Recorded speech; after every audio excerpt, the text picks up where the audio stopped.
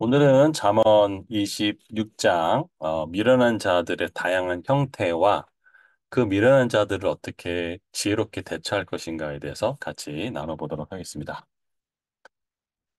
우리 지난 시간에는 25장이죠. 모든 관계에서 이제 지혜를 추구하라 같이 나눴죠. 네.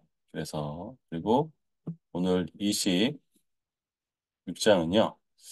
1절부터 12절은 미련한 자들이 구체적으로 많이 나오는데, 그들의 대화, 그리고 또 게으른 자들의 그 합리화, 그다음에 이 다툼이나 말 참견, 그런 결과들, 그다음에 23절부터 24절, 28절까지 끝절까지는 이 속마음은 감추고 이 약한 마음을 가지고 있는 그들을 어떻게 이제 대처할 것인가, 뭐 이런 것들을 같이 나눠보도록 하겠습니다.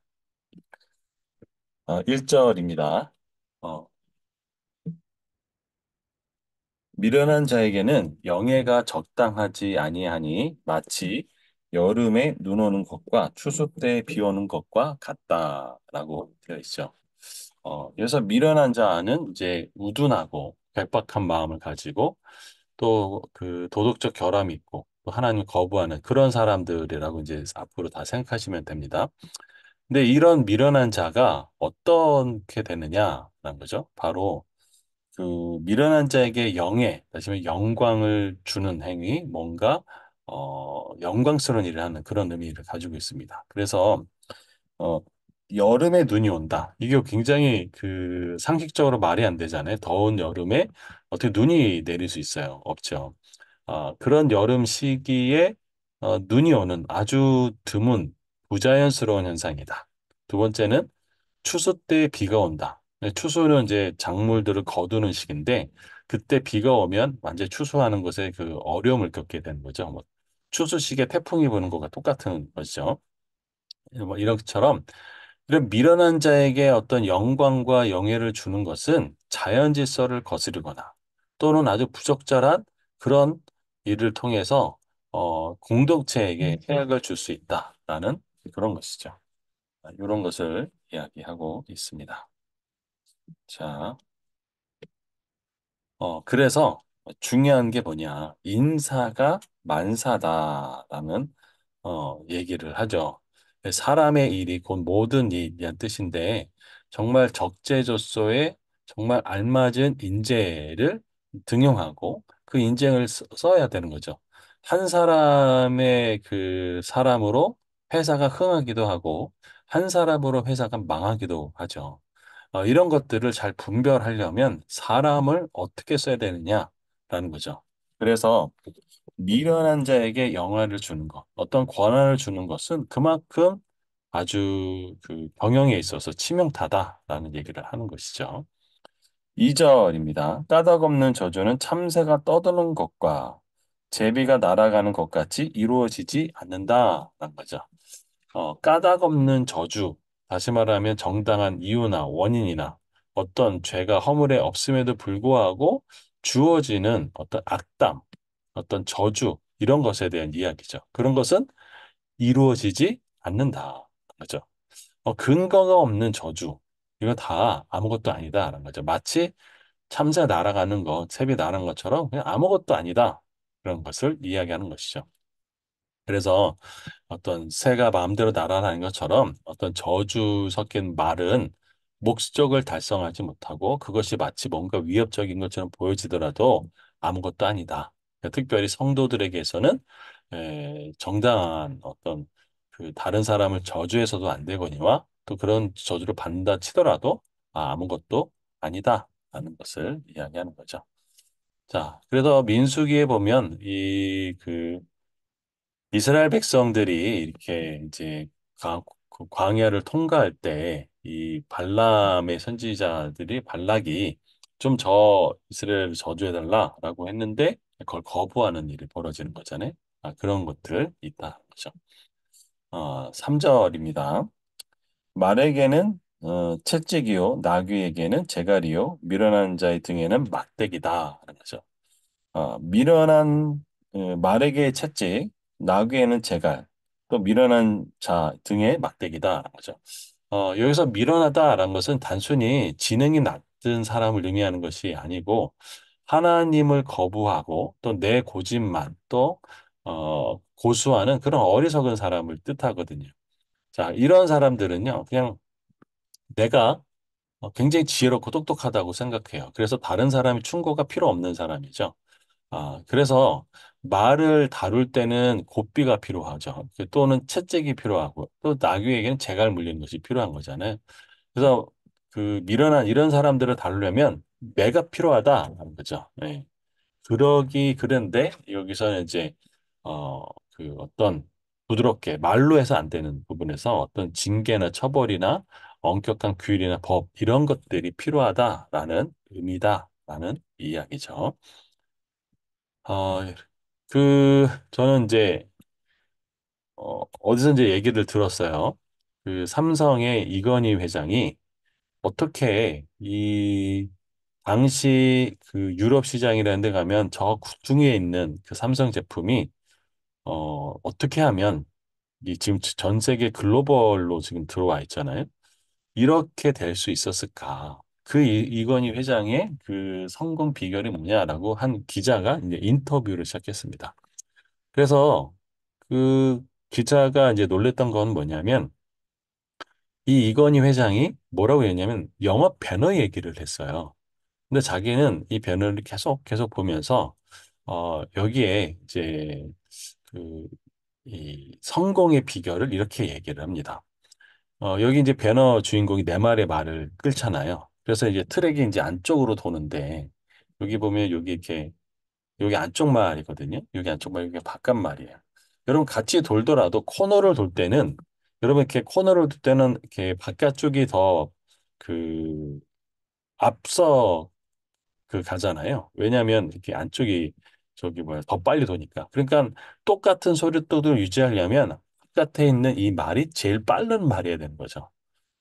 그리고 안정적인 말이 이쪽 말이고, 그 다음에 여기 뚝심 있는 말. 그래서 이렇게 말을 배치했다는 거예요. 그리고 여기 배너는 다른 사람들과 달리 채찍을 쓰지 않았어요. 그리고 곱비만 가지고 이제 얘기를 하는데, 전날, 이 이제 배너가 이 말 한 마리 한 마리에 다 이름을 불러주면서 이제 우리 내일 잘할 수 있어 라고 얘기를 하고 또 그 다음날 됐을 때도 이제 다른 모든 사람들, 특별히 이 배너와 경쟁했던 사람들은 아주 무섭게 그 채찍을 날렸지만 이 배너만은 이 채찍을 내지 않았죠. 그리고 우리는 처음부터 2등으로 가는 거야. 그리고 맨 마지막에 이제 역전을 하는 거야. 그런 거죠. 그래서 이 삼성의 이건희 회장이 얘기하는 얘기는 뭐냐?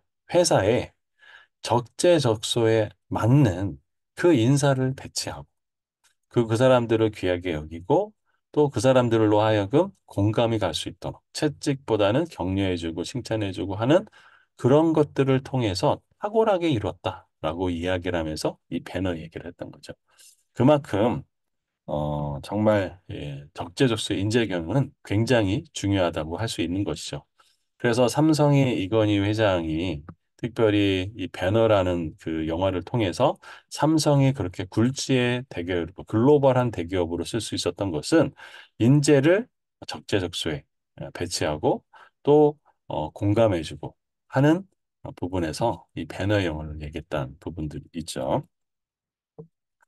4절과 5절은 미련한 자의 어리석은 것을 따라 대답하지 말라. 두렵건대 너도 그와 같을까 하노라. 미련한 자에게는 그의 어리석음을 따라 대답하라. 두렵건대 그가 스스로 지혜롭게 여길까 하노라. 자, 이거는 이제 4절과 5절이 이제 연결되어 있어요. 그러니까 잠언을 읽다 보면 그 이렇게 연결되어 있는 부분들이 있으니까 그런 부분은 주의해서 좀 읽으면 좋죠. 자, 4절은 이 침묵할 때를 얘기하고 5절은 대답할 때를 얘기합니다. 보면은 4절에는 어리석은 것에 미련하지 어리석은 것 따라 대답하지 말아라 라고 되겠죠. 다시 말하면 논쟁을 통해서 상대방을 어떤 변화시키거나 또 뭐 바꾸려고 하는 것들은 오히려 어렵다. 그래서 이 말을 함으로써 오히려 더 그냥 내 벽이 떨어지는. 그래서 그럴 때는 그냥 침묵해라 라고 얘기를 하는 거죠. 그럼 계속 침묵만 하냐? 그게 아시 아니라 5절이죠. 미련한 자에게는 그의 어리석음을 따라 대답해라라고 돼 있어요. 그렇죠? 자, 이거는 무슨 소리냐면 미련한 자가 나는 굉장히 지혜로워 하면서 공동체 전체에 큰 해악을 끼칠 때에는 이를 막기 위해서 그 미련한 자의 어리석음을 뭐 어떻게 될까요? 드러낼 필요가 있는 거죠. 그리고 상황에 맞는 대답을 해서 그들의 교만을 또 드러내는 지혜가 필요하다는 거죠. 그러니까 뭐 말만 하지 않으면 중간이라도 간다라고 얘기하는 한국 속담이 있지만 성경에서 얘기하는 것은 뭐냐면 침묵할 때는 침묵하고 말해야 될 때는 말해라라는 거죠. 사도 바울의 인생을 이렇게 보다 보면 사도 바울이 침묵할 때가 있었어요. 사도 바울은 빌립보 감옥에서 나 로마 시민권자야라고 얘기할 수 있었지만 그땐 침묵했어요. 그런데 예루살렘 감옥에 왔을 때 이 자기를 죽이려고 할 때 나는 로마 시민권자야라고 얘기를 했어요. 사도 바울은 언제 로마 시민권자로 얘기했냐? 그가 함부로 이 유대인들에서 죽임을 당하지 않도록 위해서 얘기했고 또 그가 변론을 통해서 이 로마까지 가기 위해서 그 로마 시민권자라는 것을 밝혔던 거죠.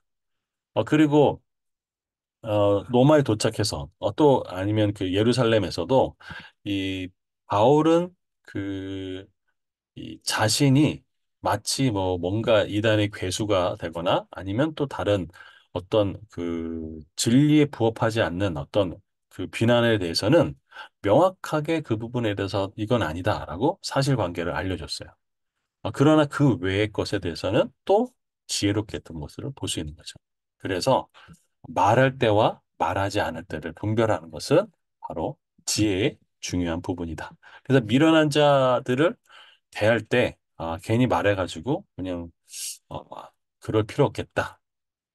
그렇다면 이제 침묵하는 것이 좋고 저 미련한 자가 뭐 공동체에 해악을 끼치는 데가 뭔가 문제를 생기고 공동체를 이상한 방향에 끌고 할 때는 그것들을 드러내서 바로잡는 것도 필요하다라는 얘기를 하고 있는 것이죠. 6절입니다. 미련한 자의 편에 기별하는 것은 자기 발을 베어 버림과 해를 받은 것 같으니라. 자, 기별하다라는 얘기는 이제 뭔가 말을 전하다라는 의미도 있고 동시에 무슨 일을 맡기다라는 두 가지 의미를 가지고 있어요. 그러니까 미련한 자에게 뭔가 임무를 맡기는 것은 자기의 발을 베어버린 것 같다. 다시 말하면 발을 베면 쩔뚝쩔뚝 하잖아요. 엉뚱한 결과를 갖게 된다는 거죠.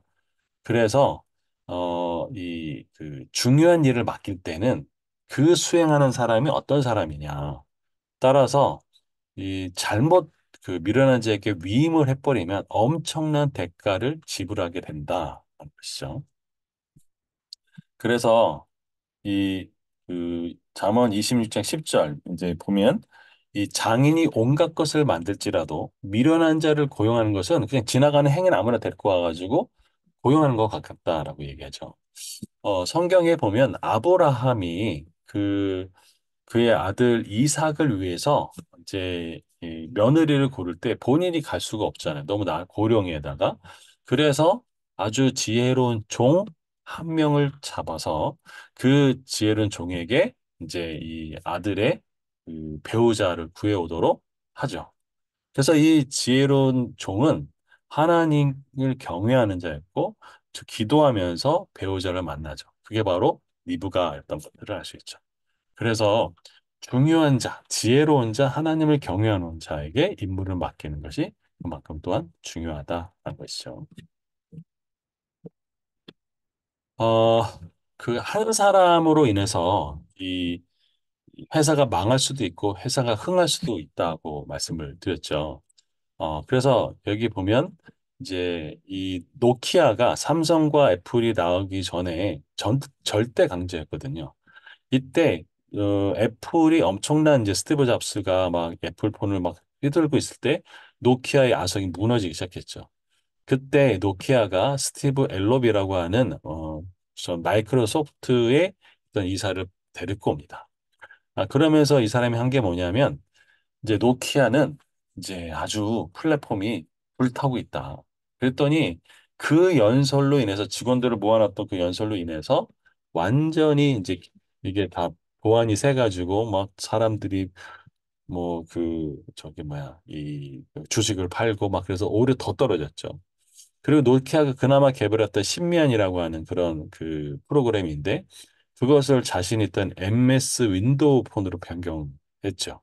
근데 오히려 그 윈도우 변경은 너무나 어려워서 그것도 망해버렸죠.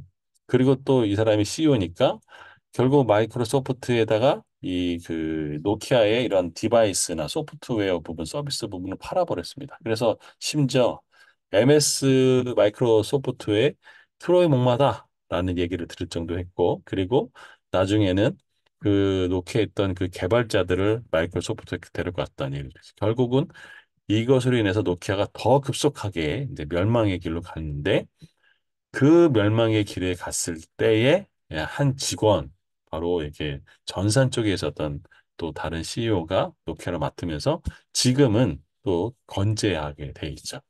그래서 이렇게 한 사람을 어떻게 쓰느냐는 정말 중요하다라고 할 수 있죠. 그래서 아까 말씀드렸던 인사가 만사다라는 얘기죠. 7절입니다. 저는 자의 다리는 힘없이 달렸나니 미련한 자의 입에 잠언도 그러하다. 그래서 미련한 자의 잠언에 대해서 얘기하죠. 자, 저는 자의 다리. 그러니까 정상적인 사람이 이렇게 걸어가는데 그 다리는 걸어가는 주요한 기능이잖아요. 그런데 저는 다리라고 하는 것은 그 정상적인 일을 못 한다는 거죠. 마찬가지로 미련한 자가 말하는 교훈, 그런 어떤 잠언은 그것이 뭐 어떤 지혜로울 만한 어떤 것이 있다 하더라도 삶과 인격을 변화시킬 것 같은 힘이 없다. 따라서 그런 사람의 말은 다른 사람을 변화시키거나 유익을 전혀 줄 수 없다라는 이야기와 같다라는 거죠. 8절입니다. 미련자에게 영예를 주는 것은 돌을 물매에 매는 것과 같다. 아까도 이제 나왔던 얘기죠. 26절 1절에 보면 미련한 자에게 영예가 적당하지 않아서 여름에 눈 오는 것과 추수에 비 오는 것 같다라고 이야기를 한 것처럼 자, 그러면 여기서 이제 돌을 물매에 매는 것과 같다라는 거죠. 이 물매는요, 다윗이 골리앗을 이제 무찔렀을 때 돌을 물매에 메고 돌렸거든요. 그래서 돌려가지고 그것을 딱 놓으면 돌멩이가 날아가가지고 맞히는 그런 무기였던 것이죠. 그런데 그 무기를, 이 돌을 물매에다 매는 거예요. 그럼 돌려서 이렇게 딱 던지면 돌이 안 날아가죠. 그러니까 쓸데없는 일을 한다는 거죠. 그래서 마치 이렇게, 여기 물매에 이렇게 나가는 것이 정상인데, 요거 끝에 매두면 아무리 돌려도 뭐 안 나가는 부분이죠. 이런 것이 있다. 그죠? 그만큼 이 어리석은 일이다라는 얘기를 하는 것이고, 26장 9절 다음 구절은요. 그와 또 연결 비슷한 이제 맥락에서 얘기하는 건데, 미련한 자의 입의 잠언은 술 취한 자가 손에 든 가시나무 같다. 그렇죠? 술 취한 자가 손에 든 가시나무. 가시나무는 가시가 많이 바뀌어 있겠죠.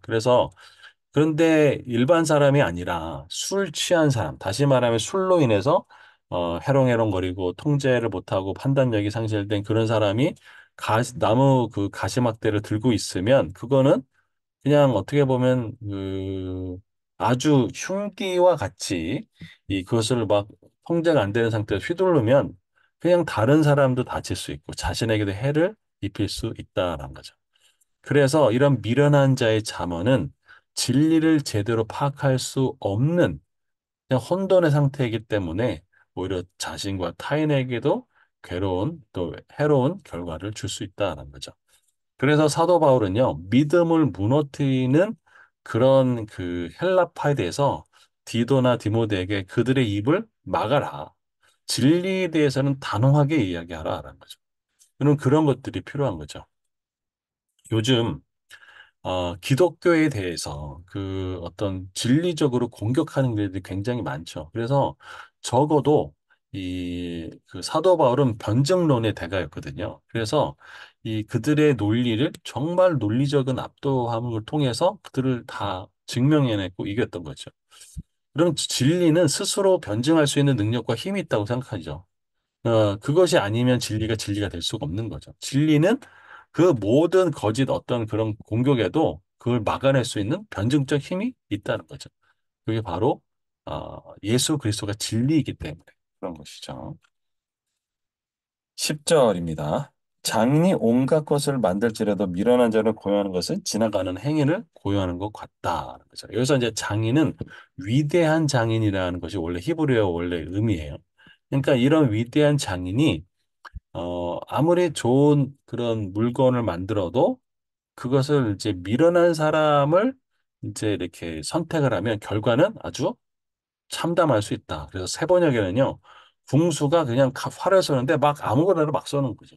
이런 일이 벌어지는 거죠. 그래서 중요한 일을 맡길 때에는 아무런 사전 지식이나 경험이나 책임도 없는, 책임의식도 없는 그냥 그 길거리에 지나가는 행인들에게 맡기는 것이 바로 미련한 자에게 맡기는 것과 똑같다. 그래서 결과는 아주 안 좋은 소식만 얻게 된다라는 것을 이야기하는 것이죠. 자, 11절입니다. 개가 그 토한 것을 도로 먹는 것 같이 미련한 자는 그 미련한 것을 거듭 행하니라. 이건 이제 미련한 자의 어리석음의 그 반복에 대해서 이야기하죠.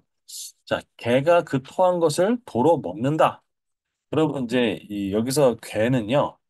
이 이스라엘 백성들에게 있어서 이스라엘 지금도 마찬가지예요. 유대인들에서 가장 혐오스럽고 가장 사악하고 가장 안 좋은 그 동물이 집에서 기른 개가 아니고 들개예요, 들개. 그런데 그 개가 토한 것을 도로 먹어요. 그러니까 이게 굉장히 상상만 해도 굉장히 역겹잖아요. 혐오스럽잖아요. 그렇게 미련한 자는 미련한 그 방법대로 그대로 하는 거죠. 자, 그래서 그 가장 어리석은 바보는 실수를 했음에도 불구하고 똑같이 반복해서 실수하는 것이 어리석은 거죠. 예, 이런 미련한 자들이 이렇다는 거죠. 베드로 후서 2장 22절에는 이렇게 되어 있죠. 어, 개가 자기 토한 것을 도로 먹는다. 그리고 돼지는 몸을 씻고 나서 또 다시 그 진창에 둥그는 것.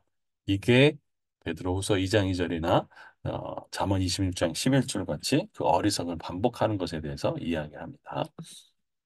자, 12절입니다. 내가 스스로 지혜롭게 여기는 자를 보느냐? 그보다 미련한 자에게 오히려 희망이 있느니라. 그죠? 내가 스스로 지혜롭게 여기는 자.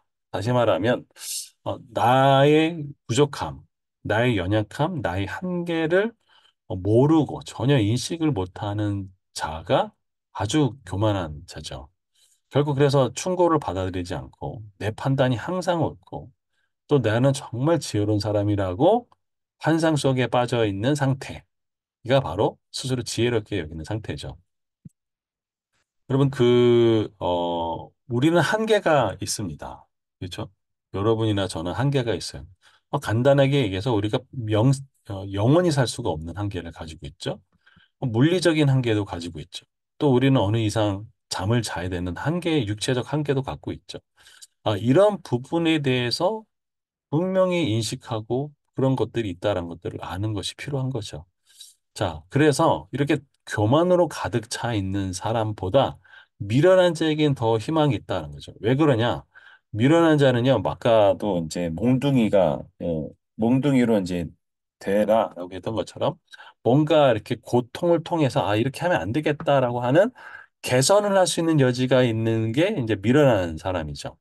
그러나 나는 지혜로워. 나는 아주 현명해. 라고 생각하는 사람은 이제 뭐 구제불능이 되는 거죠.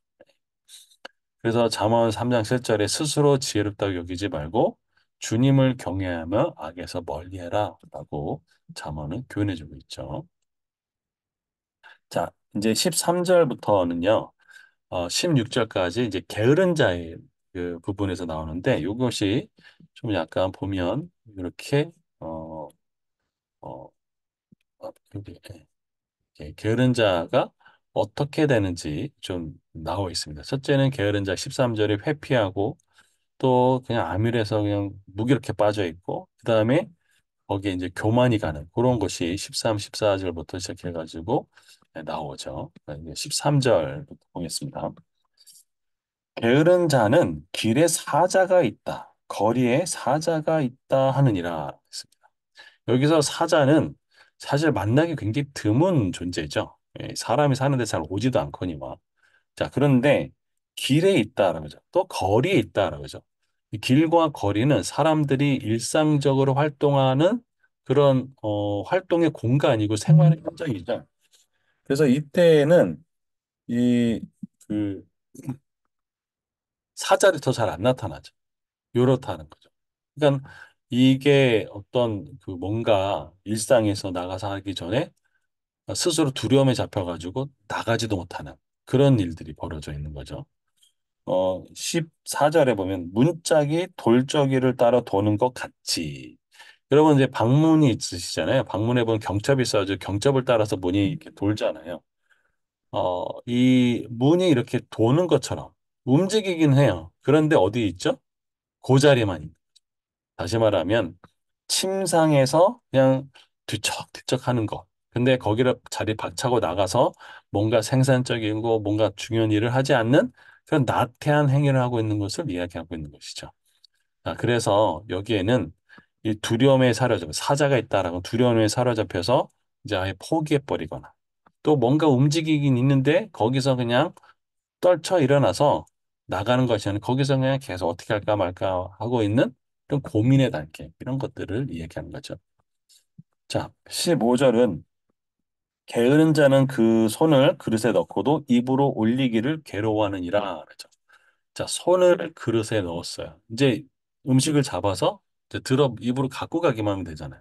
자, 음식에 손을 넣었다는 얘기는 음식을 차리는 데 있어서 뭐 양념을 하든 익히든 뭐 거기에다가 뭔가 간을 하든 이런 모든 준비가 다 돼 있는 거죠. 그래서 그거를 딱 들어서 입으로 갖고 가기만 하면 되는데 입으로 올리기를 괴로워한다라는 거죠. 결국 말하면 음식을 먹기 위한 최소한의 노력을 아주 하지도 않고 귀찮아하는 거죠. 다시 말하면 이렇게 무기력하게 마음의 극단적인 상태를 보여주는 비유가 요 비유죠. 그래서 이런 마음은요, 사람의 의지를 마비시킵니다. 그래서 뭔가 이 스스로 자기를 방치하고 또 이것을 내가 이겨냄으로 뭔가 얻을 수 있는데 그것을 못 해주는 어떤 극단적인 나태함을 전형을 보여주고 있는 것이죠. 그래서 사도 바울은 일하기도 싫거든 먹지도 말게 하라고 아주 명확하게 이야기를 했죠. 그래서 이런 극단적인 이 나태함. 당시 데살로니가 교회에서는요, 이제 예수님이 곧 재림하신다, 오신다라고 하니까 어떻게 했냐면 사람들이 야, 그럼 우리가 일을 해서 뭐해?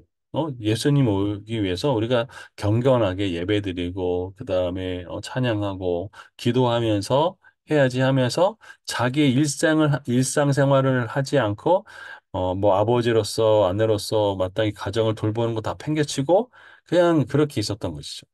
그런 때 뭐라고 얘기했냐면 일하기 싫거든 먹지도 말고 마시지도 말라고 얘기했던 거죠.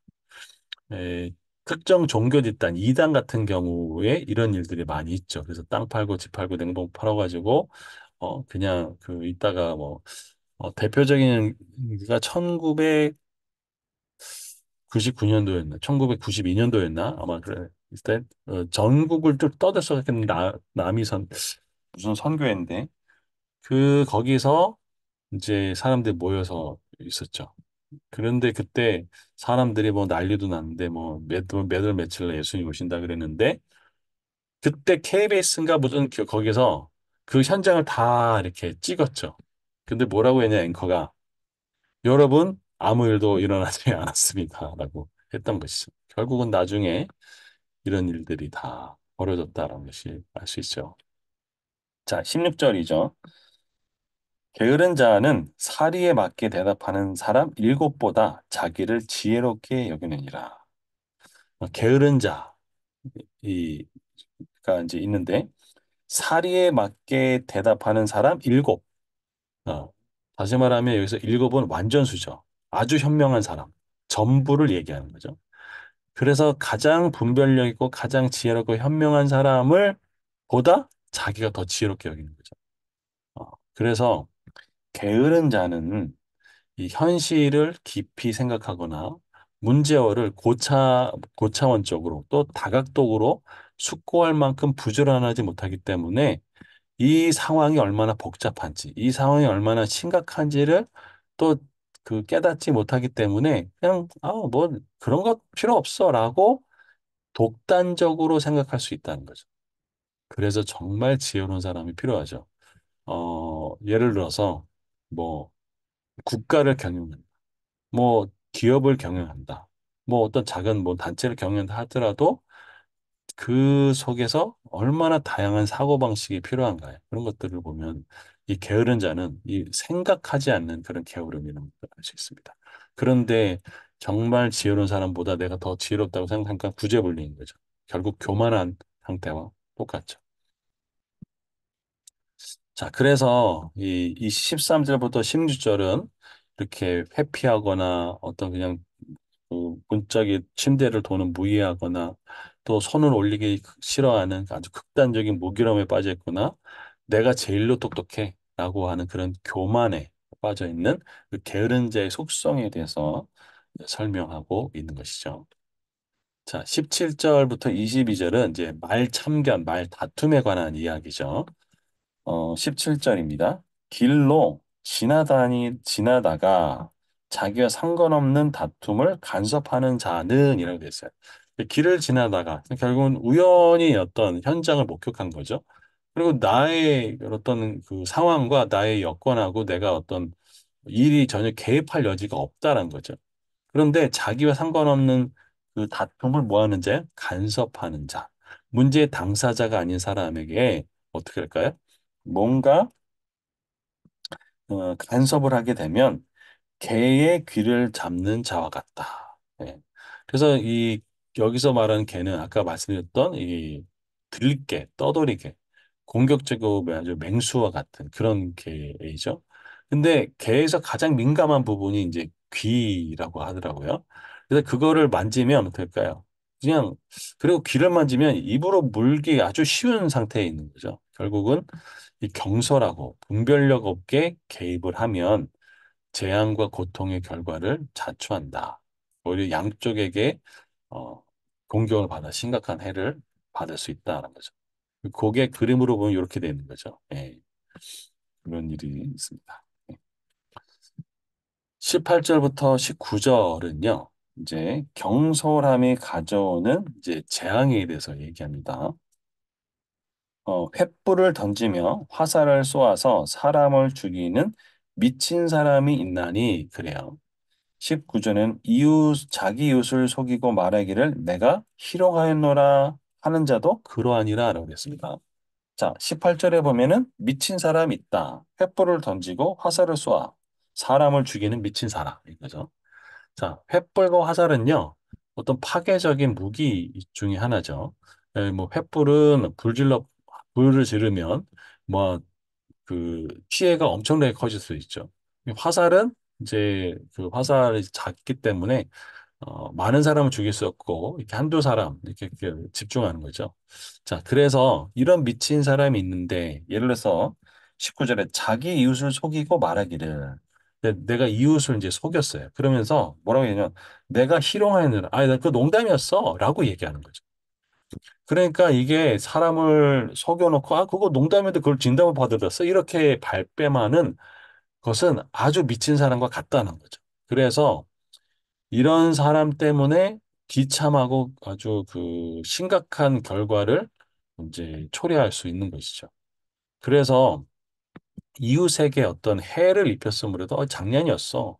어떤 그런 핑계로 자기 죄를 합리화하고 은폐하려는 이런 아주 기만적인 그런 행위를 보여주는 것이죠. 이런 사람들은 아주 이 책임을 지지 않고 또 무감각하고 또 이런 아주 교만의 극치를 보여준다고 했었죠. 이런 사람들은 이제 피하는 게 좋죠.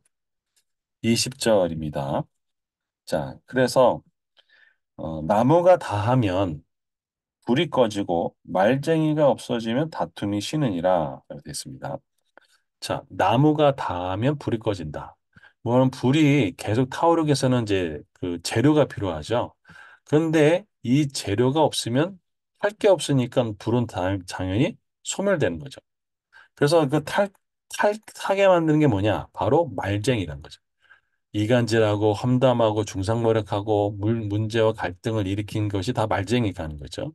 그래서 어떤 문제, 다툼의 문제를 해결하기 위해서는 이 원인, 다시 말하면 연료를 제거하는 것이 지혜다라는 거죠. 그러니까 불을 끄기 위해서는 이제 두 가지 방법이 있죠. 크게 하나는 물을 붓거나 하나는 그 탈 수 있는 재료를 빼거나. 그래서 이 물을 붓는 것 전에 단순히 연료 공급만 중단해도 불은 꺼지잖아요. 그래서 이 공동체에서 이 말쟁이나 또 어떤 다툼의 불쏘시개 역할을 하는 험담하는 사람들의 그런 것들도 제거하거나 그들의 말을 듣지 않는 것만으로도 아주 지혜로운 대책이다라고 이야기를 하는 것이죠. 자, 21절입니다. 숯불 위에 숯을 더하는 것과 타는 불에 나무를 더하는 것 같이 다툼을 좋아하는 자는 시비를 일으키느니라. 이제 이거는 20절과 이제 거꾸로 되는 얘기죠. 자, 숯불 위에 숯을 더하면 불이 더 타겠죠.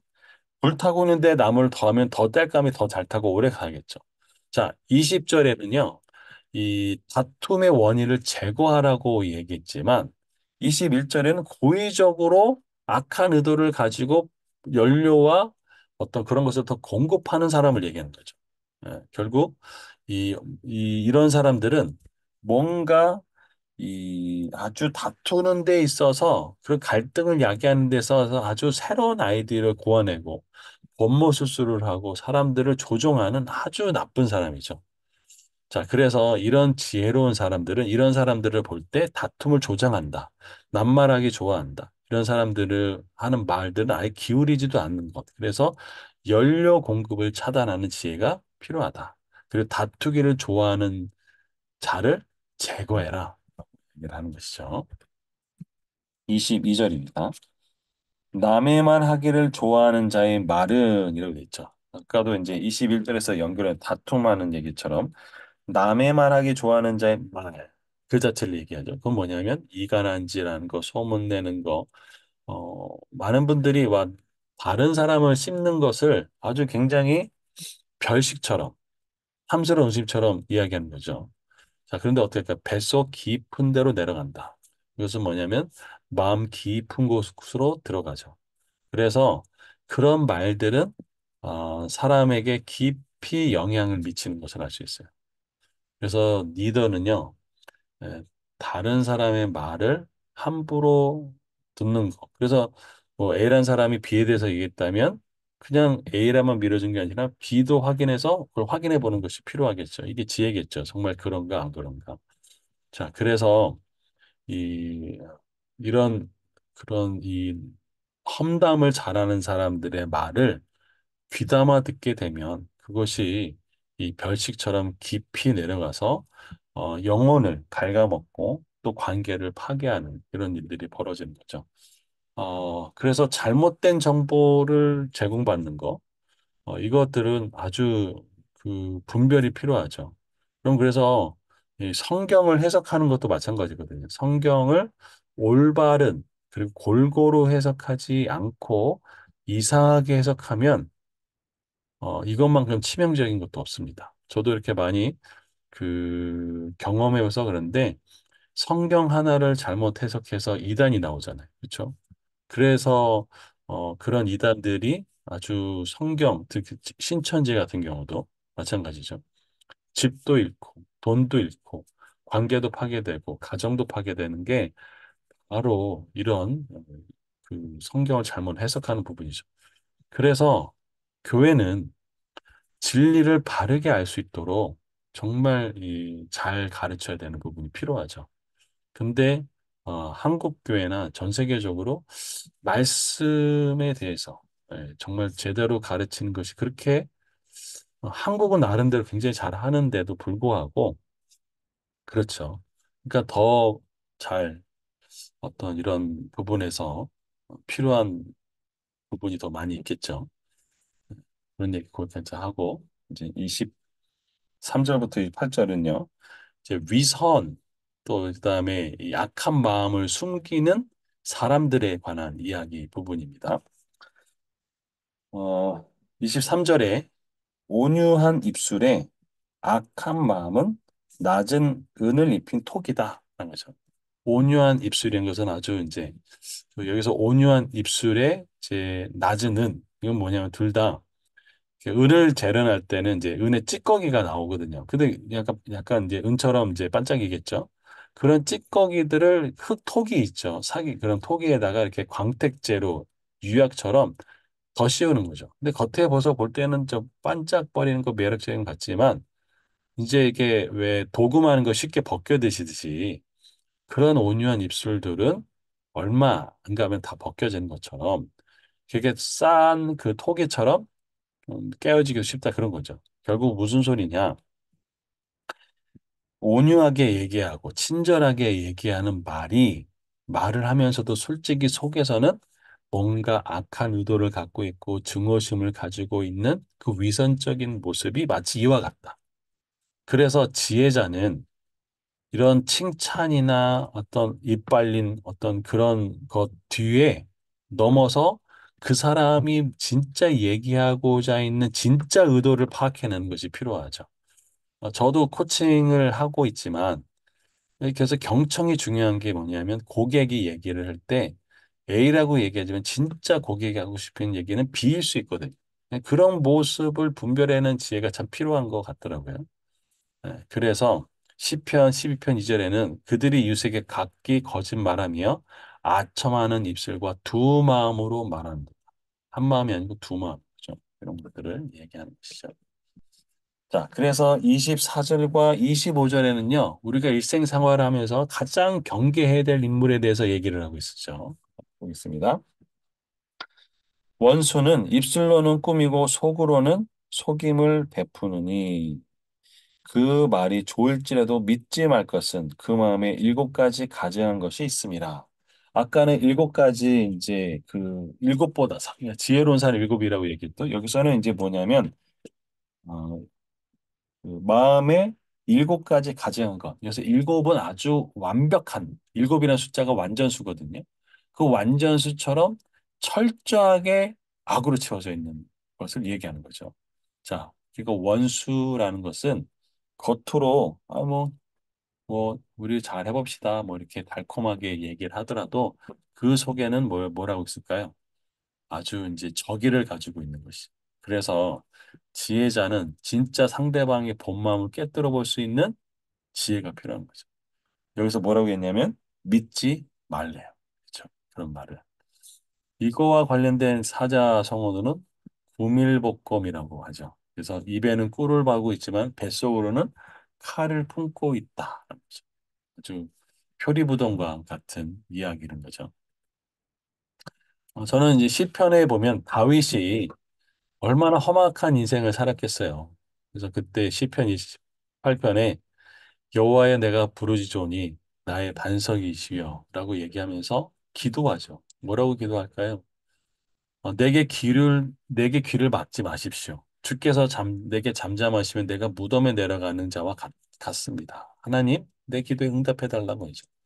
그래서 다윗이 뭐라고 하냐면 내가 주의 지성소를 향하여 나의 손을 들고 주께 부르짖을 때 나의 간구하는 소리를 들으소서 그래요. 다윗은 정말 이 너무나 어려운 환경 속에 있었죠.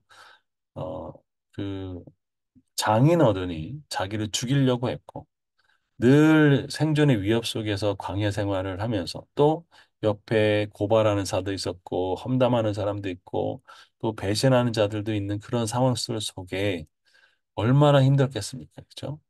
악인과 악을 행하는 자들과 함께 나를 끌어내지 마옵소서. 그들은 그 이색에 화평을 말하나 그들의 마음에는 악독이 있나이다. 이게 다윗이 그렇게 볼 수 있었던 것은 전 여기서 힌트를 찾거든요. 결국은 하나님께 기도하면서 지혜를 받을 때 그 분별할 수 있는 지혜가 얻을 수 있지 않을까. 네, 그것이 필요하다는 얘기죠. 그러면서 또 하나 얘기 나오는 것은 이제 분별할 수 있는 지혜가 또 나옵니다. 그게 뭐냐면 바로 26절입니다. 속임으로 그 미움을 감출지라도 그의 악이 회중 앞에 드러나느니라. 자, 속임으로 그 미움을 감춰요. 그러니까 다시 말하면 24절과 25절처럼 이렇게 그 겉은 꿀을 발랐지만 마음속으로 칼을 품고 있는 그런 사람들처럼 이런 사람이라 할지라도 그 사람의 위선적인 마음과 악의를 절대 감출 수 없다라고 얘기하죠. 그리고 그 악이 회중 앞에 드러난다. 다시 말하면 다 만천하에 알게 된다라는 거죠. 그래서 하나님은 그 죄악된 사실들을 다 드러나게 하거든요. 때로는 정말 이런 것까지 하나님이 좀 드러내시네 할 정도로 그렇게 드러내실 수 있는 분이 하나님이신 거죠. 하나님은 다윗이 행했던 그 아무도 모르게 행했던 것들을 모든 이스라엘 백성이 알게 했고 뿐만 아니라 모든 그 성경 읽는 사람이 다윗이 어떤 범죄를 저질지 다 알잖아요. 이게 하나님의 공의인 거죠. 제가 어렸을 때는 그 군사 독재 시절에 무슨 뭐 어떤 계엄을 했고 뭐 어쩌고 했던 것들이 쭉 나오면서 그들이 했던 대화 내용까지도 라디오에서 막 중계하는 걸 나오더라고요. 그래서 야 저렇게 얘기하는 것들을 어떻게 저렇게 입수를 했을까라는 것을 좀 생각해 보게 됐는데 누가복음 8장 17절에서는 숨은 것이 장차 드러나지 않을 것이 없고 감추인 것이 장차 알려지고 나타나지 않을 것이 없느니라. 언젠간 다 반드시 밝혀지게 돼 있다는 거죠. 그래서 지금 그렇게 너무 조급해할 필요도 없고 반드시 언젠가는 그 모든 것들이 다 드러나게 돼 있다. 그렇죠. 그래서 미국 같은 경우는 50년인가 뭐 그때마다 이렇게 비밀 같은 것들이 해제한다고 얘기를 하긴 하는데 이렇다는 거죠. 그래서 난중지축. 그래서 뭐냐면 주머니 속의 송곳은 세상 밖에 나오기 반드시 마련이다. 언젠가는 나오게 돼 있다라는 얘기죠. 그래서 어떻게 살아야 될까요? 예. Honest is the best policy. 정직이 최선이다. 거짓말하고 빤말하는 것보다 낫기 때문에 또 누더기 옷을 입어도 정직한 사람은 정직해라. 또 신은 정직한 사람의 마음속에 있다. 또 하늘은 정직한 자를 지킨다. 이게 영국 속담이거든요.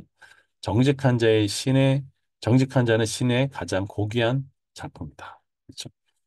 정직하게 이야기하는 것이 결국은 가장 중요한 부분이다.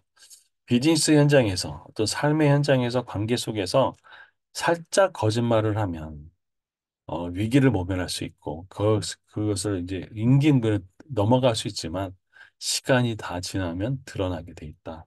거죠. 27절. 함정을 파는 자는 그것에 빠질 것이요 돌을 굴리는 자는 도리어 그것에 치리라. 함정을 파는 자가 이제 자기 다른 사람을에게 이제 해치려고 팠는데 거기에 그냥 자기가 빠지는 일이 벌어지죠. 돌을 굴리려고 했는데 오히려 그게 더 예상치 못하게 자기한테 이제 튕겨와서 자신을 해친다는 거죠. 결국 악을 행하는 모든 시도가 성공할 수가 없고 그 행의 결과는 반드시 부메랑이 돼서 자기에게 돌아오는 도덕적인 인과응보의 결과가 있다라고 얘기하는 거죠. 그래서 어떻게 할까요? 지혜자는 악을 버리고 정직하게 살아야 된다. 그죠? 그래서 에스더에서에 보면 하만이 모르드게를 죽이고 이스라엘 백성을 다 죽이려고 했는데 특별히 모르드게를 죽이기 위해서 나무 장대를 세우는데 거기에 하만이 스스로가 달리는 것들을 보게 되죠. 결국 함정을 파면 그 함정이 자기가 꼬이게 되고 돌을 굴리면 그 돌에 치이게 되는 일이 벌어진다. 그죠? 그걸 흔히 자업자득이라고 얘기하는 거죠. 28절입니다. 거짓말하는 자는 자기가 해한 자를 미워하고 아첨하는 입은 패망을 일으키느니라. 자, 여기 보통 거짓말을 하면 관계를 파괴하고 질서를 파괴하죠. 그런데 거짓말을 하면 다른 사람이 이제 피해를 입잖아요. 근데 여기는 뭐냐면 자기를 해한 자를 자기가 해한 자를 미워한대요. 내가 뭔가 거짓말로 피해를 줬는데 그 사람을 오히려 미워하는 거예요. 내가 잘못했는데도 불구하고, 어, 네가 잘못한 거예요. 뭐, 넌 나쁜 뭐 이렇게 미워하는. 그래서 내가 행했던 것들의 죄를 정당화하고 양심의 가책을 피하는 아주 병리적인 현상의 대표적인 것이죠. 이런 사람들이 종종 간혹가다 볼 수 있을 것 같기도 합니다.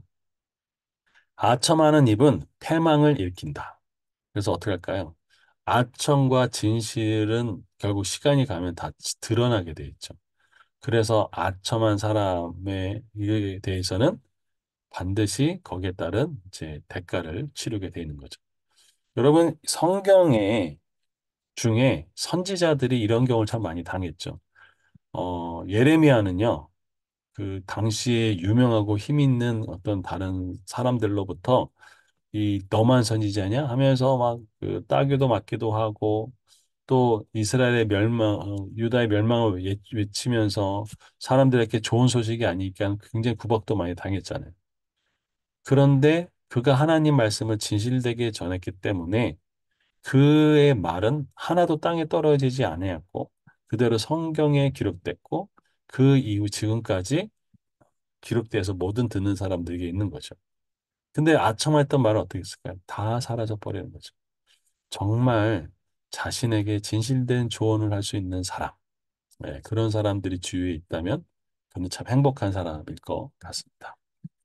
예, 요렇게 이런 미련한 자들의 다양한 형태와 지혜로운 대처에 대해서 나눠봤습니다. 다음 시간에는요, 지혜로운 관계와 겸손한 삶의 태도에 대해서 같이 나눠보도록 하겠습니다. 감사합니다.